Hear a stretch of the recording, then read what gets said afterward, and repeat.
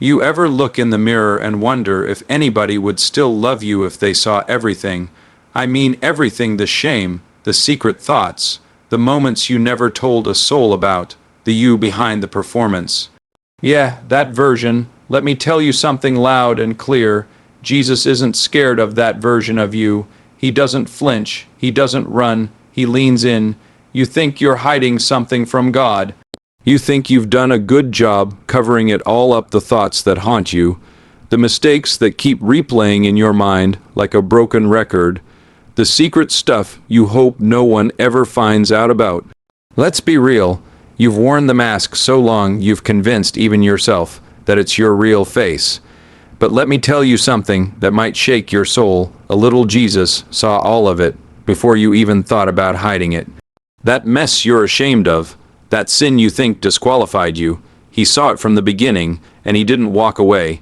He walked toward you. Most people run when it gets messy. When the truth starts slipping out and things get uncomfortable, they bail. They want the polished version of you, the smiling, filtered, I'm blessed and highly favored version. But Jesus, he doesn't flinch. He doesn't need you to edit yourself to be worthy of his presence.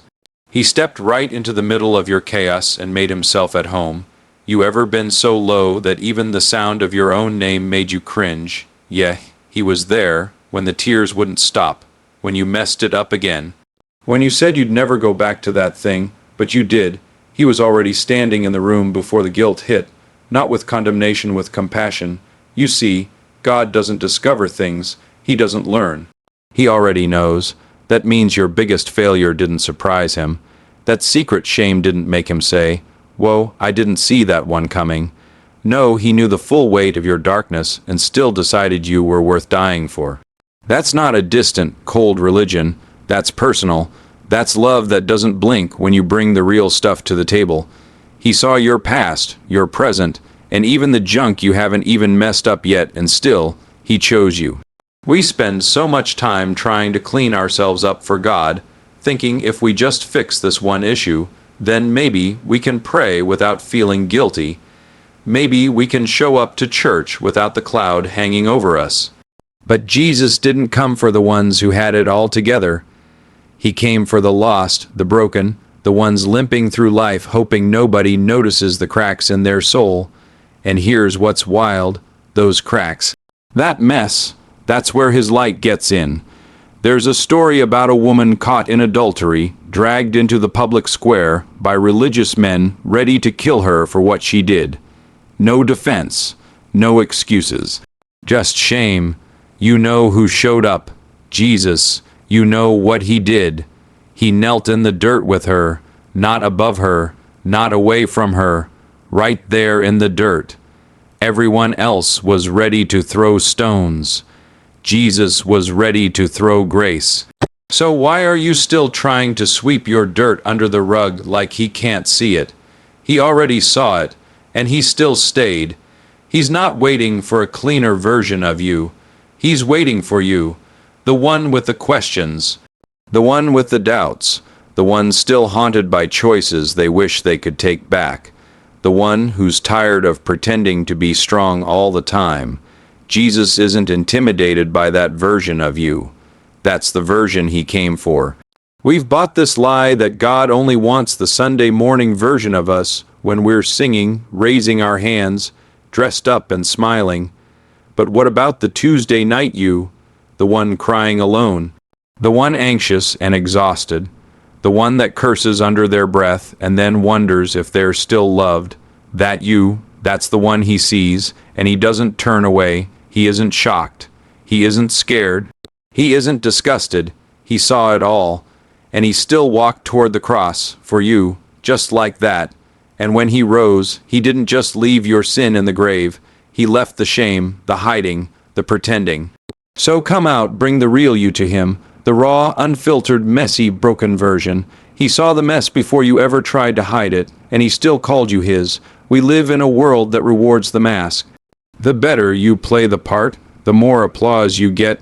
Be successful, be polished, be perfect, say the right things, smile even when you're breaking inside, and after a while, You start to believe that's the version of you that deserves to be loved. But here's the hard truth. That version doesn't even exist. It's a performance, a survival tactic, and Jesus, he's not interested in your act. He doesn't love the polished version of you, he loves the real you. The one who's tired, the one who's doubting, the one who's carrying things nobody else knows about, the one who feels like they're failing silently while pretending to have it all together publicly, that version. The raw, honest, unfiltered you, that's who he died for. You see, you might be able to fool people. You might even be able to fool yourself for a while, but you can't fool him, and here's the best part. You don't have to. Jesus isn't looking for your performance, he's looking for your presence. He's not impressed by how good you look on the outside if your heart is caving in on the inside. He already knows the truth, and he's not running from it. He's running toward it. This is where it gets real. The polished version of you might be more socially acceptable, but it's not the one Jesus wants. He's not chasing the fake smile, the forced prayer, the memorized answers. He's chasing your soul, the bruised, scarred, complicated, overwhelmed soul inside the body that's pretending everything's fine. He loves that you. Let that sink in. He doesn't just tolerate you. He's not disappointed in you. He's not waiting for you to get your act together so he can finally start loving you. No, he loved you first, while you were still broken, while you were still running, while you were still lost. That's real love. That's unconditional. We've been taught to perform, to be strong, to keep things together no matter what. But Jesus invites you into something different. He invites you to be seen, fully, not just the version you let people see on social media, not just the person you present to the world. He wants to see the tears behind your eyes, the weight on your chest, the questions you're too scared to ask out loud. And when you let him in, when you finally stop faking it and just show up as yourself, that's when the healing starts. That's when freedom begins, because you don't get healed by pretending you're not hurting. You don't get restored by hiding what's been wrecked. You get whole by being honest. Let me tell you this. The church might have told you to clean up first. Religion might have made you feel like you had to wear the right clothes, say the right things, and leave your baggage at the door. But Jesus says, bring it all. I want the real thing. Because it's only when you're real with him that you realize just how deep his love goes. It's not shallow. It doesn't fade when you fail. It doesn't walk away when you stumble. His love goes to the ugliest parts of you, the parts no one else sees and says, still mine. You're not a disappointment. You're not too far gone. You're not too messy. You are exactly who he wants. Not the cleaned up version, not the religious version, not the version that knows all the right scriptures. Just you, and you know what's wild. When you finally stop pretending, when you finally allow him to love the real you, that's when transformation begins. Because grace doesn't change the fake version of you. It changes the broken, raw, honest version of you. The one that's finally willing to be seen. So take off the mask. Lay down the act. Let him see the real you. Because the real you is the one he came for. The real you is the one he bled for. And the real you is the one he loves without hesitation, without condition, without end. He touched the leper before he healed him. Think about that. Really let it hit you. Jesus didn't wait for the man to be clean. He didn't wait until the disease was gone. He reached out and touched the man in the middle of his infection. That wasn't just compassion, that was a statement, a declaration to the world. I'm not afraid of your sickness. I'm not scared of your shame. I'm not backing away from your brokenness. That one moment shattered the idea that you've got to be perfect to be close to him. You've been taught that God keeps his distance from sin, that he only shows up once you've cleaned yourself up, once you've fixed it, once you've conquered the habit, silenced the addiction, and stopped falling. But Jesus showed us something completely different. He didn't wait on the sidelines. He stepped into the mess, into the infection, into the unclean, untouchable, socially rejected space and said, I'm not waiting for you to get better, I'm coming for you now. You've got stuff in your life that makes you feel unworthy. You walk around with invisible labels stuck to your soul, too dirty, too messed up, too far gone. Maybe it's something you did. Maybe it's something done to you. And deep down, you wonder if God is holding back. You wonder if He's standing at a distance with His arms crossed, waiting for you to clean it up before He lets you back in. But here's the truth that will knock down every wall of shame you've built around your heart. Jesus didn't heal the leper and then touch him. He touched him first. He touched what no one else would. He loved what others avoided. He drew close to what everyone else ran from. That's not weakness, that's power. That's not recklessness, that's redemption. He saw a man society had written off, a man whose body was falling apart, whose presence made others recoil, and Jesus reached for him first. Now apply that to your life, because whether your leprosy looks like addiction, depression, insecurity, or a past full of regret, Jesus isn't scared of it. The thing you think disqualifies you is the very thing He moves toward. While others may whisper about your story or avoid the full truth of who you are, Jesus moves in with open arms and no hesitation. He's not repelled. He's drawn in. Why? Because that's who He is. Jesus doesn't touch you after you change. He touches you so you can change, and that changes everything. Because for too long, you've been trying to earn His touch. You've been trying to perform your way into being worthy. You've been wearing yourself out trying to be good enough to deserve His closeness. But His love isn't triggered by your performance, it's rooted in His character. His holiness doesn't keep Him from you, it drives Him toward you. He's not scared of your scars. He's not disgusted by your struggle. He knows exactly who you are, and still, He stretches out His hand. When Jesus touched that leper, He broke religious rules. He defied cultural expectations. But more than that, He broke through every lie that says you're too far gone, too dirty, or too broken to be loved. That one touch declared, you matter, even in this condition, even before the healing, even before the change. You don't have to get it together first. You don't have to pretend you're okay. You don't have to carry the shame of being broken. Because the hands of Jesus aren't clean from avoiding the mess, they're holy because they reach into it. He touched the leper before he was healed. He'll touch you, too, right where you are, in the middle of the breakdown, in the middle of the relapse, in the middle of the guilt that's been choking your joy. He's not waiting for you to be better. He's coming to make you whole. And when you feel unworthy, remember the touch came first.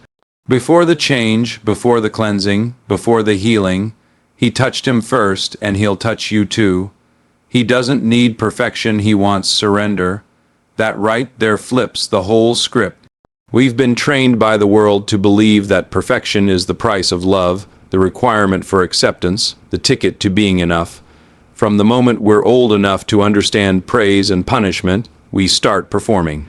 Make the grade, hit the goal, say the right thing, be good, be better, be the best. But when it comes to Jesus, He's not sitting there with a scoreboard. He's not measuring your worth by how few mistakes you make. He's not impressed by your ability to pretend you're perfect. He's after something far deeper, your surrender. Surrender isn't about giving up, it's about giving over. Giving Him the parts of you that you've tried to fix on your own and failed. The pain you've buried, the fear you've hidden behind your smile, the sin you keep returning to even when you swore you wouldn't. That's what He wants. Not because He needs it to define you, but because He wants to redeem it. You can't be healed if you won't be honest. And Jesus doesn't demand perfection to begin healing. He just asks you to come. The truth is, the more you try to be perfect, the farther you drift from the point. God's not looking for actors. He's not recruiting people for a flawless performance.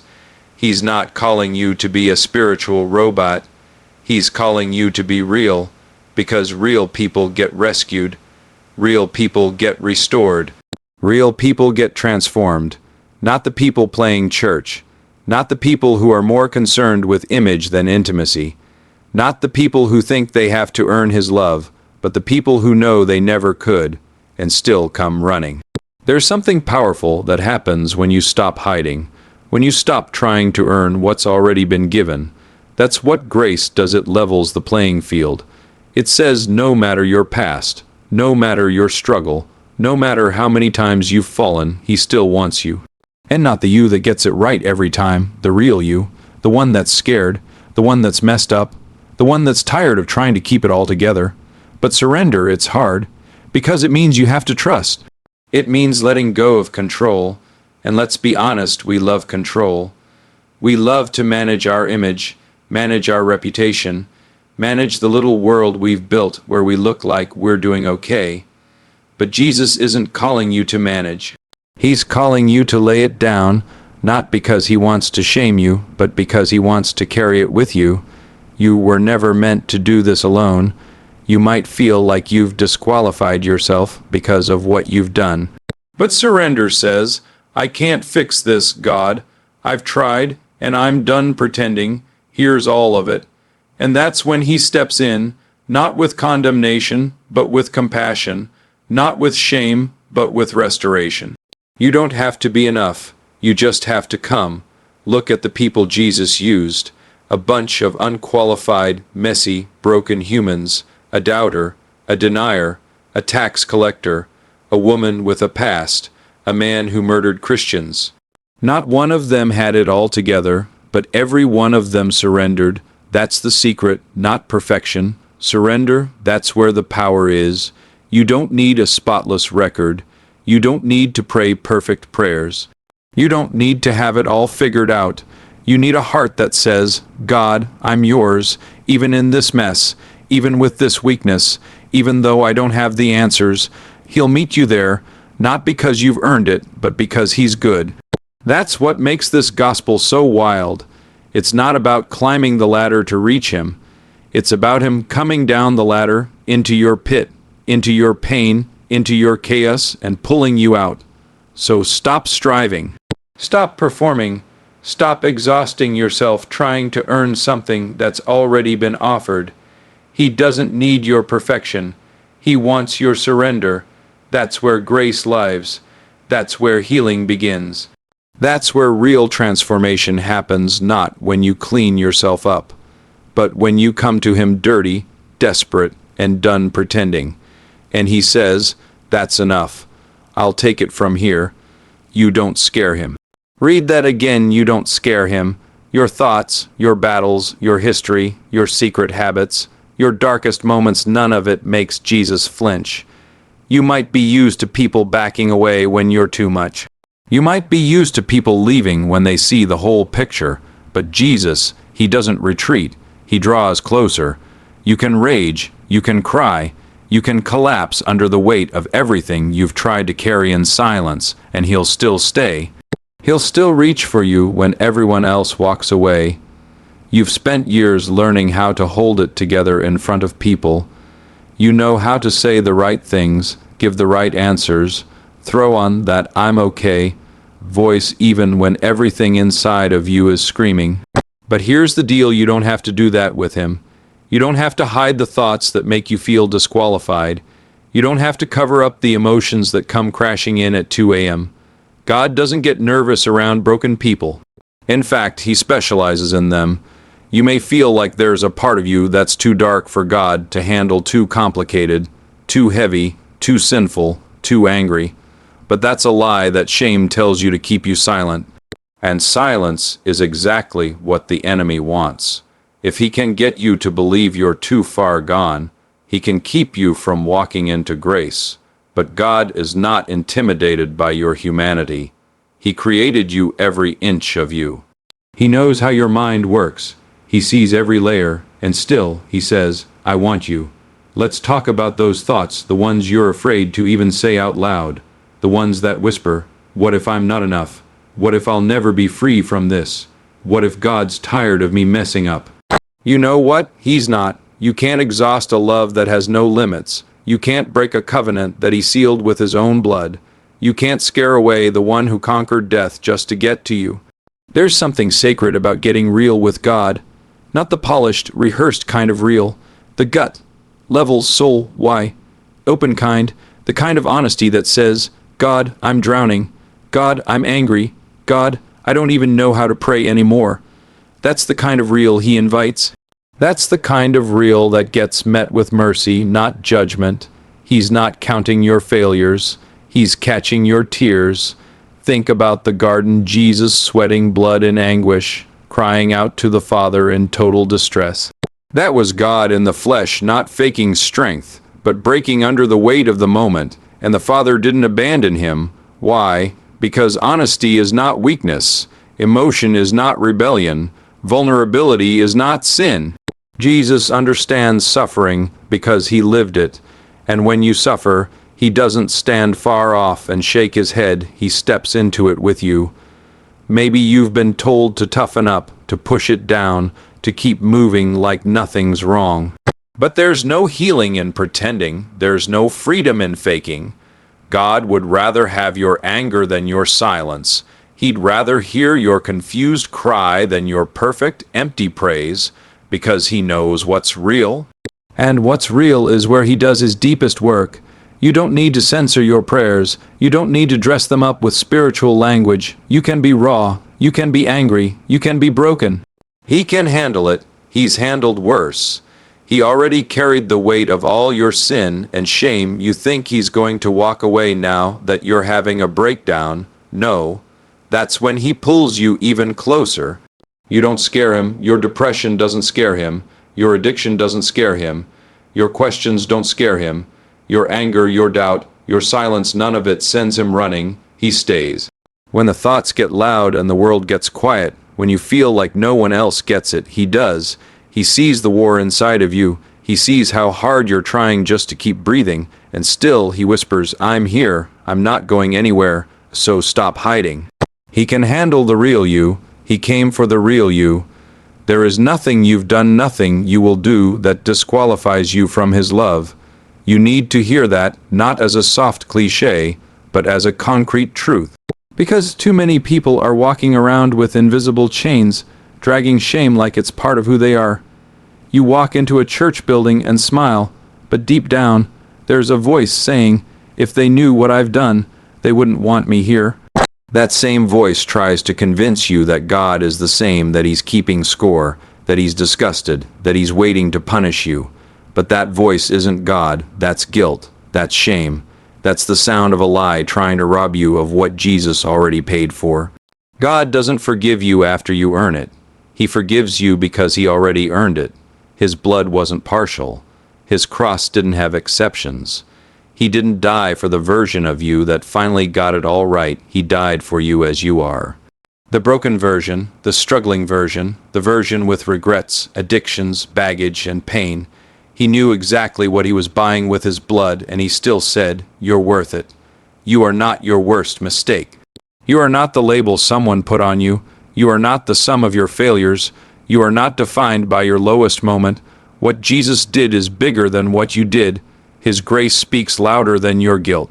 And his mercy will never run out on you. If you're still breathing, you're not disqualified. You're just being pursued. The enemy wants you to think you've blown it, that you've gone too far, that this time God's done with you. That after the 10th relapse, the 100th prayer you forgot to pray, the 1,000th time you chose the wrong thing, that now, finally, you've crossed the line. But grace doesn't have a line. Grace is an ocean. And God doesn't ask you to tread water to stay afloat. He lifts you up and walks on it with you. Look at the stories in Scripture. A thief on a cross, guilty by every standard, and with nothing left to offer, Jesus says, today you'll be with me in paradise. No good works. No second chances, just grace, just love, just an open door. Or Peter, who denied Jesus 3 times in his darkest hour, Jesus didn't replace him. He restored him, because failure doesn't cancel your calling. Your mistake doesn't delete your mission. But let's be honest, shame doesn't go away easily, it sticks. It follows you like a shadow, reminding you of who you were, what you said, what you did. And some of you are carrying things from years ago, things no one else knows about, but they still haunt you. You smile in public, but there's a bruise on your soul that won't fade. That's exactly why Jesus came, not just to save you, but to heal you. Not just to forgive you, but to free you. Freedom starts when you believe that nothing disqualifies you, not your past, not your present, not your fears, not your doubts, not even the parts of you you're still wrestling with. Jesus didn't say, "Come to me, all who have it figured out." He said, "Come to me, all who are weary, and I will give you rest." That invitation wasn't for the holy, it was for the hurting. You don't earn your seat at his table. He pulled it out for you before you even realized you were hungry. He knew you'd be broken. He knew you'd wander. He knew you'd fall short. And still he chose you. Still he called you. Still he came for you. So stop disqualifying yourself. Stop saying, "God could never use someone like me." Because if he can raise the dead, calm the storm, and wash the feet of traitors, he can redeem your story too. He's not scared of your scars. In fact, he shows you his own just to prove he understands. Grace is not a backup plan. It's the plan, and there's room in it for you. Every messy, complicated, real part of you. You're not disqualified. You're not too far gone. You're not forgotten. You are seen. You are loved, and you are still called.